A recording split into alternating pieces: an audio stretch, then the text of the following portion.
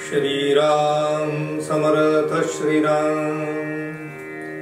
शुका सारिके पूर्ण वैराग्य जाचे, वशिष्ठा परी ज्ञान योगेश्वराचे, कवी वाल्मिका सारिखा मान्य ऐसा। नमस्कार माझा सद्गुरु रामदासा। मला वाटते अंतरित्वा वसावे, तुझ्या दासबोधासी त्वाबोध व्हावे। अपत्या परी पाववी प्रेमग्रासा, महाराजया सद्गुरु रामदासा। जय जय रघुवीर समर्थ, सब संतन की जय। भारत माता की जय। श्रोता वक्ता श्रीराम समर्थ श्रीराम। उपस्थित सर्व आदरणीय साधक बंधू आणि भगिनींनो, दशक 15 समाज 7 ओवी क्रमांक 31 पुढील भाग आज आपण पाहणार आहोत। अतिशय महत्वाचा विषय समर्थ इथे आपल्याला सांगत आहेत। अंतःकरणाचा संबंध समर्थांनी या पुढील ओवीत सांगितलेला आहे। समर्थांच्या शब्दात पहिले पाहूया। आधी मनोगत पाहती, मग विश्वास धरती, प्राणी मात्र येणे रीती वर्तता हे श्रीराम। स्मरणा मागे विस्मरण, रोकडी प्रचित प्रमाण, आपले ठेवणे आपण चुकता हे श्रीराम। जय जय रघुवीर समर्थ। श्री समर्थ म्हणतात की आधी मनोगत हाती धरतात लोक, आणि मनोगतानंतर काम करतात। जोपर्यंत समोरच्याचा विश्वास आपल्यावर बसत नाही तोपर्यंत कुठलं कार्य घडत नाही।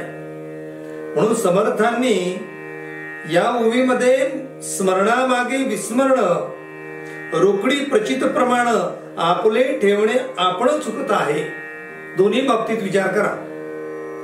व्यवहारामध्ये आम्ही कुठल्या गोष्टी काम करत असताना विसरतो। समर्थांनी विसरणे हे दानवत्व आणि स्मरण हे देवत्व मानलेलं आहे। माणूस सदैव विसरत राहतो। चुके ठके विसरे सांडी, समर्थांचं वचन आहे। हे तो मूर्खपण। बरं, व्यवहार करताना माणसाला इतकं विस्मरण असते की जी आपण आठवणीने वस्तू व्यवस्थित राहावी म्हणून ठेवतो तीच मुळात विसरून जाते। बरेचदा घरात अशी वस्तू असते की ही गोष्ट आपल्याला वेळेवर सापडली पाहिजे म्हणून ती आपण अगदी व्यवस्थित ठेवावी म्हणून चांगल्या ठिकाणी ठेवतो, आणि जेव्हा तिचं काम पडते तेव्हा ती व्यवस्थित ठेवली असल्यामुळे त्याचं स्मरण राहत नाही। म्हणून समर्थ म्हणतात आहे, स्मरणामागे विस्मरण ही रोकडी प्रचित। रोकड आहे, साधं आहे, सरळ आहे। लहानपणी त्या मुलांना शिकवताना ती मामा की एनक नावाचा जो पाठ होता, तो मामा जो होता तो आपल्या भाचीला म्हणतोय की माझी एनक कुठे गेली। घरभर शोधल्या जाते पण ती वस्तू सापडत नाही, ती त्याच्या माथ्यावर असते। म्हणून अशा प्रकारे स्मरण आणि विस्मरण या दोन्ही गोष्टी मानवामध्ये आहे। स्मरण म्हणजे देवत्व आहे, विस्मरण म्हणजे दानवत्व आहे, आणि स्मरण विस्मरण म्हणजे मानवत्व आहे। म्हणून आम्ही मानवांनी आम्ही स्मरणाला स्मरलं पाहिजे। समर्थ म्हणतात, आपलेच आपण स्मरेना, बोलले ते आठवेना, उठती अनंत कल्पना, ठाऊक्या कैच्या श्रीराम। आपल्याला आपलं आठवत नाही. म्हणजे आम्ही कीर्तनकार प्रवचन करायची तर फारच मोठी गंमत आहे. एक कीर्तन तिथे कुठे केलं होतं आणि कोणता विषय सांगितला होता हे श्रोत्यांना आठवते, वक्त्याला आठवतच नाही. मग त्यांना डायरी ठेवावी लागते की दिनांक या ठिकाणी या कार्यक्रमाला मी गेलो होतो आणि असा असा विषय सांगितला होता.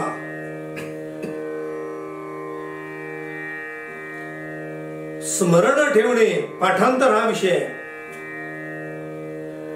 पाठ केल्या जाते, जे आज पाठ असते ते उद्या विसरल्या जाते, उद्या जे पाठ होते ते परवा विसरले जाते, त्याला पुढे पाठ मागे सपाट अशी अवस्था होते. म्हणून समर्थ म्हणतात आहे की अशा प्रकारे माणसाची अवस्था आहे, आपलंच आपल्याला आठवत नाही. कधी काही एखाद्या लिहून ठेवलेलं असते, हे का लिहिलं आणि कशासाठी लिहिलं हे अजिबात कळत नाही. तुम्हाला अधून व्यवहारातली तुम्हाला एक मोठी गंमत सांगतो. लग्न समारंभामध्ये आता अलीकडे कॅमेरे लावतात, रेकॉर्डिंग करतात, त्याच्या सीडी तयार करतात आणि त्याच्यामध्ये गाणी भरतात. त्या इव्हेंट नुसार, त्या प्रसंगानुसार. पण लोकांचे जे बोलणे आहे तेवढे बंद करून टाकतात. ते गाणे ऐकू येतात, बोलणं ऐकू येत नाही. तुम्ही कुठल्याही माणसाला विचारा, कुठलेही, की गाव तुम्ही त्या ठिकाणी त्या लग्नामध्ये होते, तुम्ही त्या व्हिडिओमध्ये दिसतात पण आहात, तुम्ही तिसऱ्याशी काहीतरी बोलतात आहे, नेमकं तुम्ही काय बोलताय सांगा बरं. कोण बोलत होतो पण विषय कोणता होता ते आठवत नाही. अहो ते पार तुम्ही 15 मिनिटं गप्पा मारले ना, नेमकं कोणत्या विषयावर बोलले हे काल घडलेलं आठवत नाही महाराज. लोक आपल्या आठवणी ठेवण्यासाठी कितीतरी प्रयत्न करतात. लोक सगळ्या विसरळू असल्यामुळे ते सगळ्या विसरून जातात. आणि विशेष सांगतो, माणसाचं चांगलं तर पहिले विसरलं जाते, वाईट मात्र विसरल्या जात नाही. ते खोलवर रुचून बसते. उलट आध्यात्मिक माणसाने आपल्या मनाला ज्या गोष्टी त्रासदायक आहे त्या आपणहून विसरल्या पाहिजे, आठवणपूर्वक विसरल्या पाहिजे आणि चांगल्या गोष्टी आठवणपूर्वक आठवणीत ठेवल्या पाहिजे. कोणी आपल्याला जर वाईट बोललो असेल, टोचून बोललो असेल, आपला कुठे अपमान केला असेल, तर ते माणसाला 25 वर्षानंतर सुद्धा आठवते की या प्रसंगी मी गेली होती आणि तिथे अशा अशा प्रकारे मी गेली असताना सगळ्यांना तिने विचारलं, मला फक्त कुंकू लावलं नाही. काय त्याच्या स्मरणात ठेवण्यासारखी गोष्ट आहे काही? सोडून द्या. ज्या माणसाला सोडून देता येते तो मनुष्य जीवनात सुखी होतो. त्याला सोडून देता येत नाही तो मनुष्य जीवनात दुःखी होतो. काय सोडावं आणि काय धरून ठेवावं हे ज्याला नेमकं कळते त्याला विवेकी म्हणतात. म्हणून समर्थ सांगतात आहे की तू मानव आहेस, मग मानवाला विस्मरण आणि स्मरण या दोन्ही गोष्टी आहेत. मी परमेश्वर रूप आहे, माझा जीव हा परब्रह्म आहे हे माणसाला विस्मरण झालेलं आहे. आणि मी देह आहे, हा संसार खरा आहे याचं मला सारखं स्मरण होते. म्हणजे नको त्या गोष्टीचं स्मरण होणे आणि हव्या त्या गोष्टीचं विस्मरण होणे याला दुर्दैव आणि दैन्य असं म्हणतात.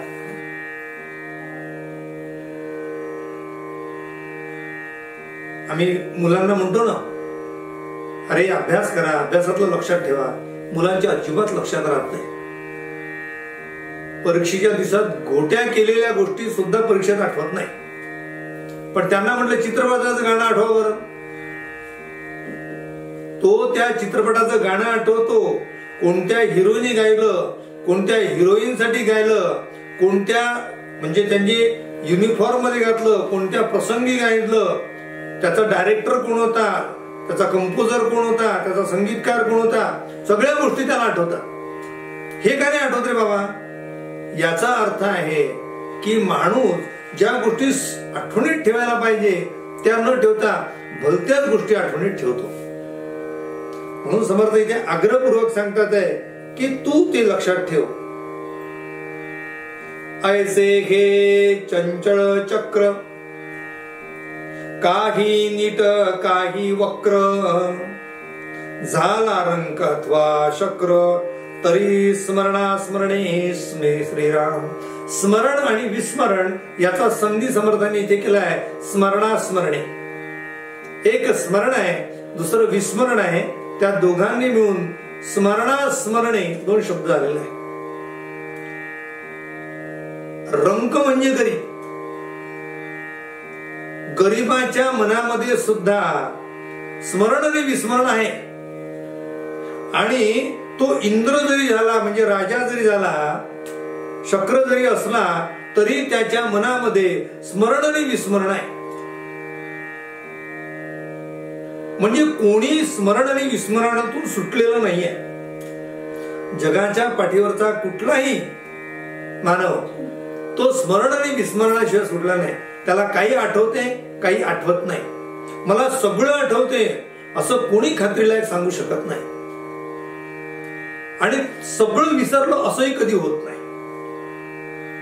म्हणून काही अंधार आणि काही प्रकाश याच्यामध्ये माणसाला भास होतात आणि या भासालाच आम्ही सृष्टी असं म्हणतो. काही ज्ञान आणि काही अज्ञान याच्या मिश्रणाने संपूर्ण सृष्टी निर्माण झाली आहे. काही सत्य आणि काही असत्य, काही सत्य काही अनृत यांच्या मिश्रणाने सृष्टी झाली आहे.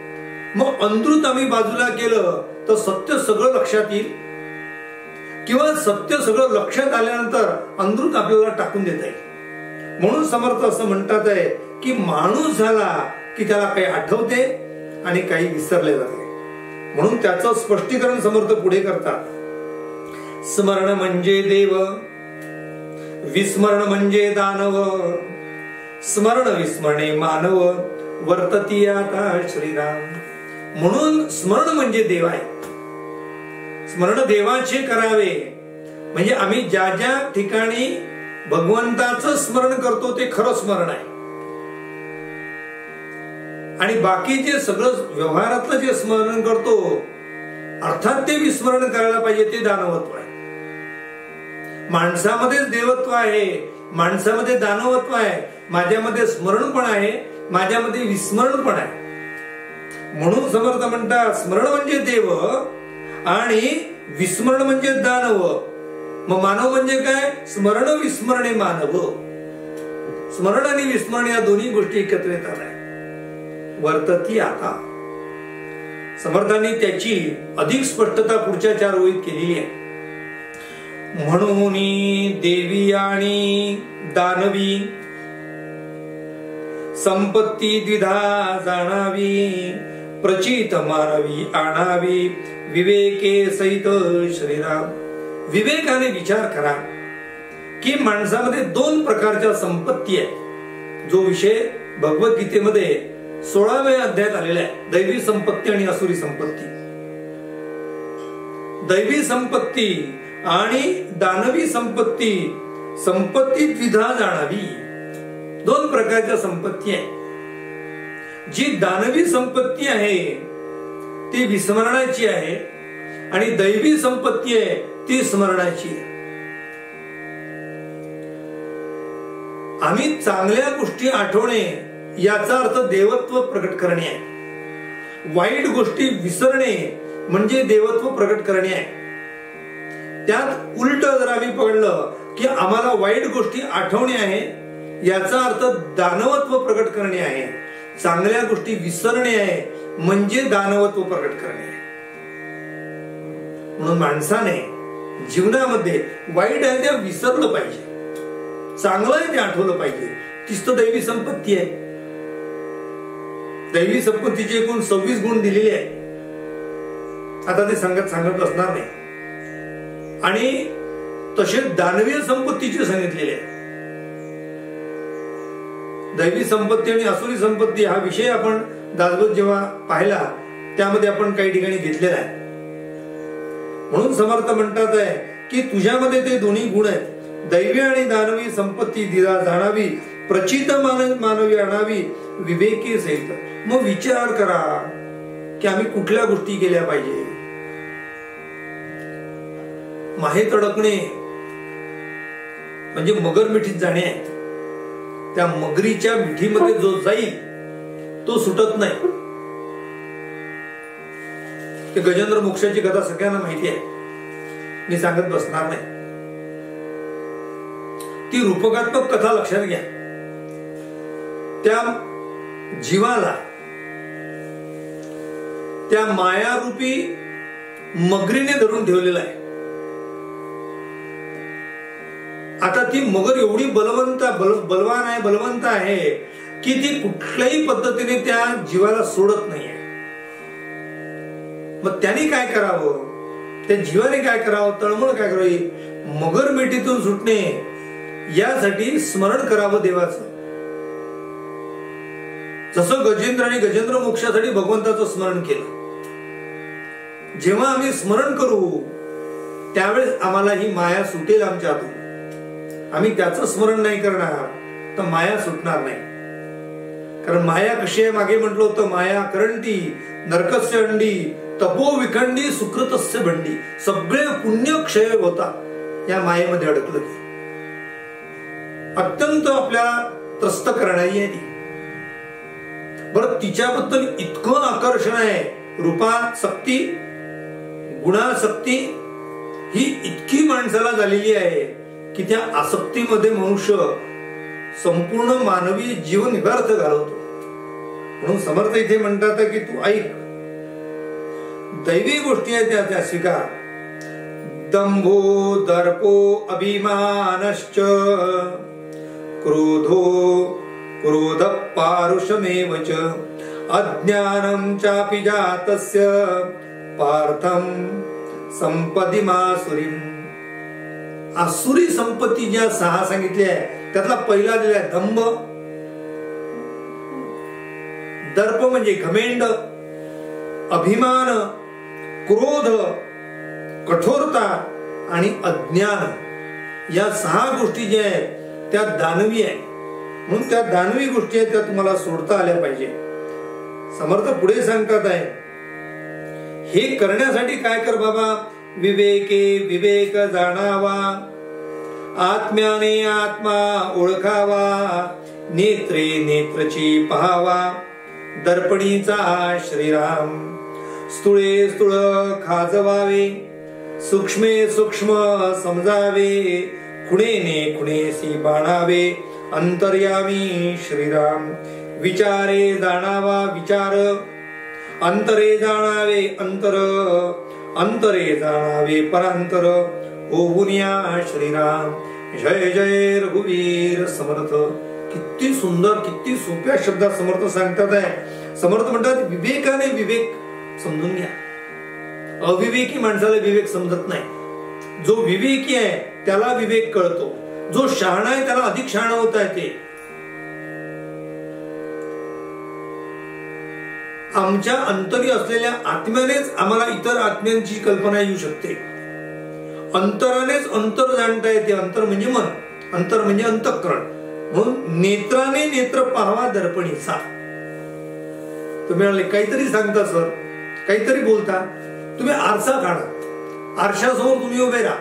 तुमच्या डोळ्याने डोळा पाहता की नाही सांगा बरं. माझ्या डोळ्यात काही कचरा गेला, माझ्या घरात कोणी नाहीये, मग आपण काय करतो, आरशासमोर उभं राहतो आणि डोळ्यामध्ये काय गेलो आपण पाहतो. कोणी पाहता, डोळ्याने डोळा पाहता. डोळे नसतील तर डोळा दिसणार नाही. म्हणून समर्थ म्हणतात नेत्रे नेत्रची पहावा. तसा आत्म्याने आत्मा ओळखता आला पाहिजे, अंतराने अंतर ओळखता आलं पाहिजे, मनाने मन जाणता आले पाहिजे, विवेकाने विवेक जाणता आला पाहिजे, विचाराने विचार कळला पाहिजे. म्हणून समर्थ म्हणतात स्थूळाने स्थूळ आपण केलं पाहिजे.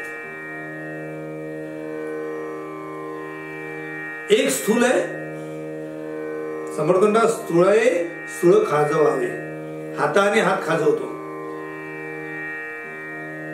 एक हात काय आहे, स्थूल आहे. दुसरा हात काय आहे, स्थूल आहे. मग दोन्ही स्थूल असताना एका स्थूलाने दुसरा हात आपण खाजवतो आहे. इथे म्हणतात सूक्ष्माने सूक्ष्म समजावे. तसं जे सूक्ष्म आहे ते सुद्धा तुम्ही सूक्ष्मतेने विचार करावा. काही गोष्टी डोळ्याने दिसत नाही, ते सूक्ष्म दृष्टीने कळतात. विज्ञानी अभ्यासक विद्यार्थ्यांना विचारा, सूक्ष्मदर्शिकेमध्ये जे दिसते तुमच्या ते डोळ्याने दिसत नाही. पराग दिसतात, परागाचे कण दिसतात, पण ते परागाच्या कणावर असलेले जे विभिन्न आकार आहेत, रंग आहे, रूप आहे, गुण आहे, ते आम्हाला सूक्ष्मदर्शिकेतून दिसतात. म्हणून बारीक गोष्ट जर पाहिजे असेल तर आम्हाला सूक्ष्म विचार करावा लागेल, तो स्थूलाला बाजूला ठेवावा लागेल. समर्थ म्हणतात, खुणेने खुणेसी बाणावे अंतर्यामी. विचाराने विचार, अंतराने अंतर, अंतराने परांतर. समर्थ म्हणतात, मनाने मन जाणं हे ठीक आहे, पण मनाने इतरांची मने सुद्धा जाणता आली पाहिजे. अशा प्रकारे समर्थ पुढे सांगतात, स्मरणा माझी विस्मरण हेची भेदाचे लक्षण, एक देशी परिपूर्ण होत नाही श्रीराम. एक देशी असेल तर तो परिपूर्ण कसा होईल? म्हणून मनाला उन्मन करणे, याचा अर्थ मनाला व्यापक करणे. तेव्हा माणसाला जगतामधले भेद संपवता येतील. आम्ही कितीदा तरी असं बोलून जातो, नात्यांच्या संदर्भात सांगतो, ही माझी आई आहे, हा माझा भाऊ आहे, ही माझी बहीण आहे, हा माझा मुलगा आहे, ही माझी मुलगी आहे. पण हे एकदेशीपण आहे. या एकदेशीला व्यापकत्व कसं निर्माण होईल?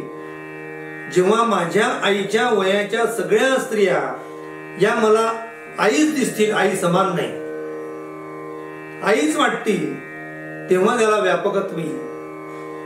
माझ्या बहिणीच्या वयाच्या सगळ्या स्त्रिया मला बहीण वाटतील, तेव्हा ते व्यापकत्व आहे. माझ्या मुलीच्या वयाच्या सगळ्या मुली मला ज्या मुली वाटतील, तेव्हा ते व्यापकत्व आहे. म्हणून माणसाचं मन अशा प्रकारे ते व्यापक करावं, एकदेशी करू नये. म्हणून भगवंत तो एका ठिकाणी नटलाय हा संकुचित विचार आहे. भगवंत सर्वत्र नटलेला आहे, हे व्यापकत्व आहे. म्हणून स्वरूपाच्या स्मरण विस्मरणाने हे जगत निर्माण झालेलं आहे. स्वरूपाचं स्मरण झालेलं आहे, स्वरूपाचं विस्मरण झालेलं आहे. म्हणून एकदेशीपणा टाकावा, स्वरूपाचं स्मरण होणे आणि फक्त स्वरूपाचं स्मरण होणे, यामुळे भेद निर्माण होतो. म्हणून समर्थ म्हणतात आहे, स्मरणा माझी विस्मरण. कोणाचं स्मरण? माझ्या जीवाचं स्मरण एकदेशीपणा आहे. पण माझं स्मरण अहम ब्रह्मास्मी, याही पलीकडे सर्वम खलिमिदम ब्रह्म, अयम आत्मा ब्रह्म. पृथ्वीमध्ये जितकी शरीरे तितकी भगवंताची घरे, हे व्यापकत्व. म्हणून समर्थ म्हणतात, पुढे सिके मागे विसरे, पुढे उजेड मागे अंधारे, पुढे स्मरे मागे विसरे, सकल काही श्रीराम. जन्माच्या अगोदर आम्ही गर्भामध्ये कुठला जप करत होतो? तर तो जप करतो तो सोहम सोहम सोहम. याचा अर्थ मी ब्रह्म आहे, मी ब्रह्म आहे, मी ब्रह्म आहे. जन्म झाल्याबरोबर काही क्षणामध्ये विस्मरण झालं, तो सोहमचा जप बदलला आणि तो कोहम म्हणायला लागला, मी कोण आहे, मी कोण आहे, मी कोण आहे. कशाचं विस्मरण झालं? मायेत अडकल्याबरोबर स्वस्वरूपापासून आपण भिन्न झालो. म्हणून समर्थ म्हणतात, पुढे सिके पण मागे विसरे. रामरक्षा म्हणताना थांबली की पुन्हा म्हणा म्हटलं तर त्यांना पहिलेपासून म्हणावं लागते. जिथे थांबली तिथून पुढे जाता येत नाही. पाठांतर तसंच असते. मी ब्रह्म आहे, मी ब्रह्म आहे, मी ब्रह्म आहे असं पाठांतर करत बसल्याने मी ब्रह्म आहे असं होणार नाही, म्हणून ब्रह्माचा जप कधी सांगितला गेला नाही. म्हणून समर्थ म्हणतात आहे, पुढे सिके मागे विसरे, पुढे उजेड मागे अंधारे, पुढे स्मरे मागे विसरे, सकल काही श्रीराम. तुर्या जाणावी स्मरण, सुसुप्ती जाणावी विस्मरण, उभयता शरीरी जाण, वर्तती आता श्रीराम. इति श्री दासबोधे गुरु शिष्य संवादे अर्धोर्ध निरूपण नाम समास सप्तम. श्रीराम श्रीराम समर्थ. 4 प्रकारच्या आपल्या ज्या अवस्था आहे त्यातली जागृती, स्वप्न, सुसुप्ती आणि तुर्या, यापैकी सुसुप्ती या शब्दाचा अर्थ विस्मरण आणि जागृती याची तुर्या याचा अर्थ आमची जागृती. तुर्या याचा अर्थ आमच्या सत्स्वरूपाचं जाण. म्हणून सुसुप्तीमधून आम्हाला तुर्येमध्ये जाता आलं पाहिजे आणि जागृती आणि स्वप्न अवस्था केव्हाच घडून पडते. म्हणून समर्थ म्हणतात, अशा प्रकारे आम्ही स्वतःला मोठं करावं आणि भगवत स्वरूप व्हावं. राहिलेला भाग उद्याच्या निरूपणात पाहूया. आपल्या सर्वांच्या हृदयस्थ असलेल्या परमेश्वराला विनम्र अभिवादन करतो आणि आजची निरूपण सेवा श्री समर्थ चरणी समर्पित करतो. समाज संपन्न झाल्यामुळे झाले साधनाचे फळे या ओवी वाचाव्या. पुढची ओवी वाचून ग्रंथ अखंड ठेवावा. उपासनेला दृढ चालवावे, भूदेव संतासी सदा नमावे, सत्कर्म योगे वय घालवावे, सर्वामुखी मंगल बोलवावे. जय जय रघुवीर समर्थ, सब संतन की जय. भारत माता की जय. श्रोता भक्ता श्रीराम समर्थ. जय जय रघुवीर.